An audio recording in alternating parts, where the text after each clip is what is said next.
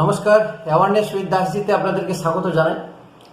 দিদি তো গেল, ভাইপোও গেল, টিএমসি নেতাকর্মী সব গেল, আর কেউ বাঁচাতে পারবে না। নির্বাচন কমিশন প্রথম দফার ভোট স্বচ্ছতার সঙ্গে করেছেন। যে কয়েকটা ছিটফুট ঘটনা হয়েছে, সেই ছিটফুট ঘটনা থেকে শিক্ষা নিয়ে দ্বিতীয় দফার ভোটটা আরও নিরবিচ্ছিন্ন এবং স্বচ্ছতার সঙ্গে করতে চাইছে, আরও টাইট সিকিউরিটির মধ্যে।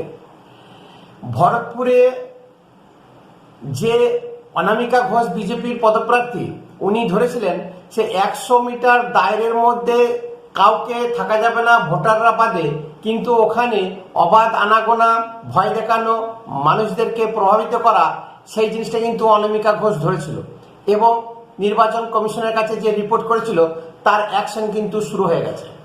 100 মিটারের মধ্যে কেউ থাকতে পারবে না একমাত্র ভোটার বাদে, বা যারা খাবার জল সরবরাহ করে তাদেরও একটা আইডেন্টিফিকেশন কার্ড থাকবে, আইডি কার্ড থাকবে, নচেত অন্য কোনো লোকের সেখানে সমাগম হবে না। যদি সেখানে কোনো লোকের সমাগম হয় ভোটার বাদে, তো সেই ভোট কেন্দ্রে পুনর্নির্বাচনের আশ্বাসন দিয়েছেন কিন্তু নির্বাচন কমিশন।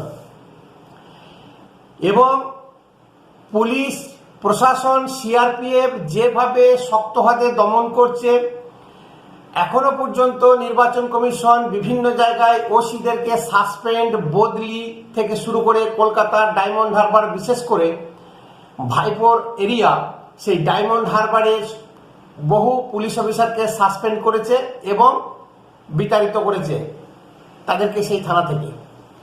এই যে এখনো পর্যন্ত প্রশাসনের রদবদল, সেটা কিন্তু জ্ঞানেশ কুমার কন্টিনিউ করে যাচ্ছে। নির্বাচন কমিশন কন্টিনিউ চাপের মধ্যে রেখেছে, যার ফলে টিএমসির যত দাদা নেতা পুলিশ প্রশাসনকে ব্যাকআপ নিয়ে কাজ করে, ধমকি দেয়, তাদের হাওয়া কিন্তু ফুস। সব থেকে বড় কথা হচ্ছে যে বহু এমএলএ যারা হবে টিএমসির এবং বহু নেতাকর্মী টিএমসির এমপি, তারা কিন্তু বিজেপির সঙ্গে দিল্লিতে যোগাযোগ রাখছে। 2021 সালে আমরা দেখেছি, সবাই ভেবে নিয়েছিল যে বিজেপি আসবে, আর বিজেপির একটু আত্ম অহংকার হয়েছিল। তারা ভোট ঘোষণার পর থেকেই, সে ভোট হলো না, জিতলেও না, তারা কে কি মন্ত্রিত্ব নেবে তার একটা লিস্ট বানিয়ে ফেলেছিল। মানে বাচ্চার জন্ম হলো না, তার কি নাম রাখা হবে, কোন স্কুলে অ্যাডমিশন করা হবে, ঠিক সেই রকম।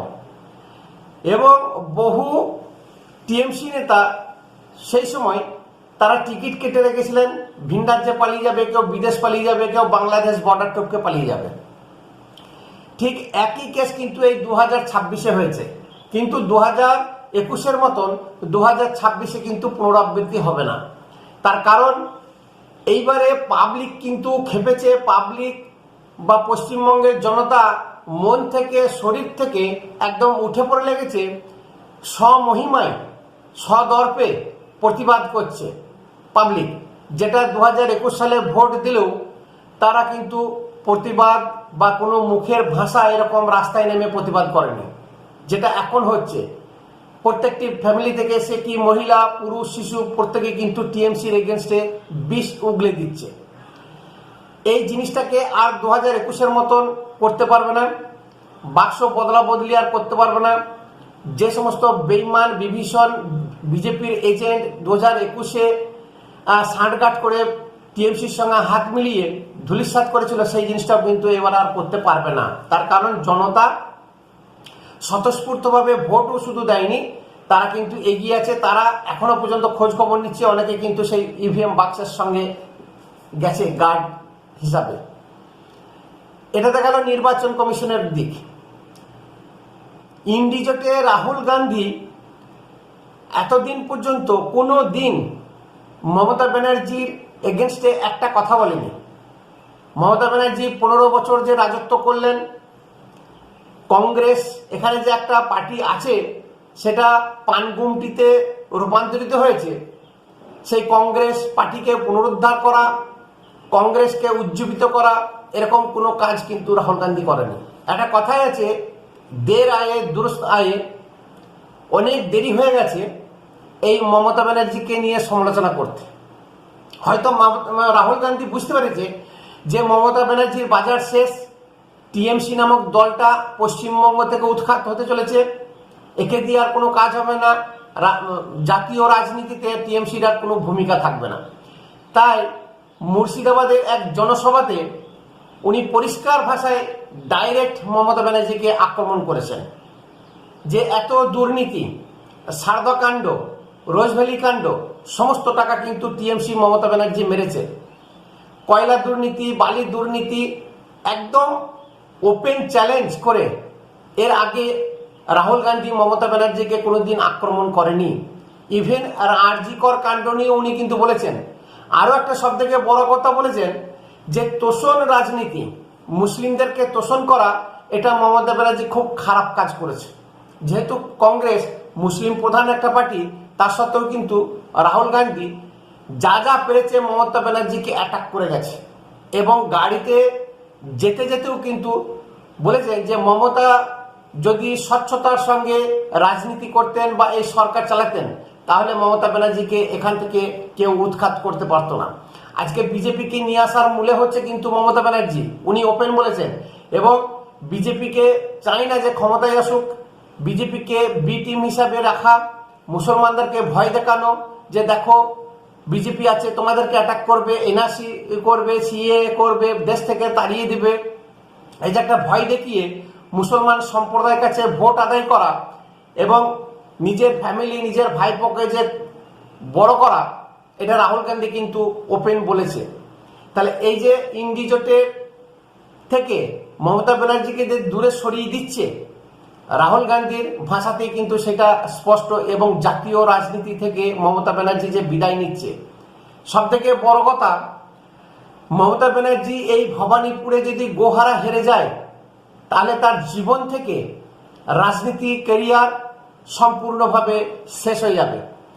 এবং টিএমসির বহু এমএলএ এমপি অমিত শাহর সঙ্গে গোপনে যোগসাজশ বা যোগাযোগ রাখছে। তার কারণ অভিষেক ব্যানার্জি তাদের সেকেন্ড ইন কমান্ড, তারা বহু এরকম এমএলএ আছে, বহু নেতাকর্মী আছে, এই ভাইপোর রকবাজি কথাবার্তা, ধমকানো কথাবার্তা, মাথার উপরে বসে ছড়ি ঘোরাবে একটা কোম্পানির ডাইরেক্টরের মতন, তা কিন্তু কেউ মেনে নিতে পারছে না। তার কারণ এই দলটা যে সমস্ত নেতা কর্মী যারা খেটে তৈরি করেছে মমতা ব্যানার্জির নেতৃত্বে, তারা কিন্তু আজকে দূরে সরে গেছে, তাদেরকে দূরে সরিয়ে দিচ্ছে। আর প্যারাশুটে করে ভাইপো যে নেমেছে এবং দাদাগিরি করছে, এই দাদাগিরি টিএমসির নেতা কর্মী এমএলএ কিন্তু মেনে নেবে না। তার কারণ এই ভোটটা সব থেকে বেশিরভাগ অভিষেক বন্দ্যোপাধ্যায়ের নেতৃত্বে কিন্তু প্ল্যানে কিন্তু চলছে, যা টিএমসির বহু এমএলএ যদি জিতেও যায়, তাও কিন্তু আর টিএমসির দলে থাকবে না, তারা কিন্তু বিজেপির সঙ্গে হাত মেলাবে। দ্বিতীয় দফার ভোট যে ধরাশায়ী হতে চলেছে, সেটা বহু টিএমসি নেতা যারা ভোটে দাঁড়িয়েছে, তারা ওপেন বলছে যে আমরা গোহারান হারব। তার কারণ বাইরন বিশ্বাসকে আপনারা জানেন, কংগ্রেসের টিকিটে দাঁড়িয়েছিল সিপিএম এবং কংগ্রেসের হয়ে এবং জিতেছিল অধীর চৌধুরীর নেতৃত্বে। এত বেইমান, বিশ্বাসঘাতক বিভীষণ মাত্র 10 দিনের মাথায় সে টিএমসিতে ঢুকে পড়ে।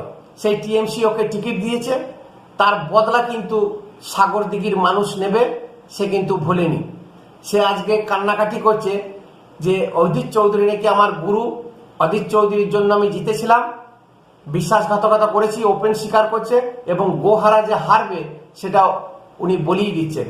সাগরদিঘির মানুষ কিন্তু সবকিছু ব্যবস্থা করে রেখে দিয়েছে। এরকম বহু নেতাকর্মী যারা প্লেনের টিকিট কেটে রেখেছে, ট্রেনের টিকিট কেটে রেখেছে, কেউ ভিন রাজ্যে পালাতে পারে, কেউ বর্ডার টপকে বাংলাদেশ চলে যেতে পারে, এরকম বহু মানুষ যারা এখনো পর্যন্ত অনুপ্রবেশকারী আছে, তারা কিন্তু দেশ ছাড়ার একটা সিদ্ধান্ত নিয়েই ফেলেছে। 29 তারিখের পর থেকে কিন্তু বাংলাদেশ বর্ডারে দেখবেন আবার ভিড় হয়ে গেছে। এরকম বহু নেতা কর্মী তারা কিন্তু কেউ বিজেপিতে ঢুকে যাবে পিঠ বাঁচাতে, কেউ দেশ ছেড়ে দেবে বা রাজ্য ছেড়ে দেবে। ভাইপো তো সবার আগে পালাবে, যেটা শোনা যাচ্ছে খবরে দুবাইয়ের টিকিট রেডি, 4 তারিখে সন্ধ্যাবেলাতেই হয়তো উনি প্লেন ধরে দুবাই পালিয়ে গেছে এবং ব্যানার্জি পরিবারের বেশিরভাগ ভাই ভাইপো ভাইজি খুঁজে পাওয়া যাবে না, তারা সব লুকিয়ে পড়বে। এই হচ্ছে এখন স্ট্র্যাটেজি।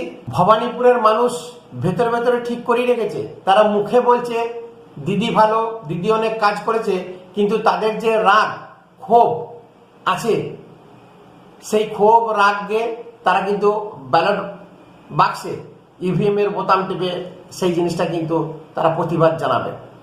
এখন তারা কেউ কিছু বলছে না।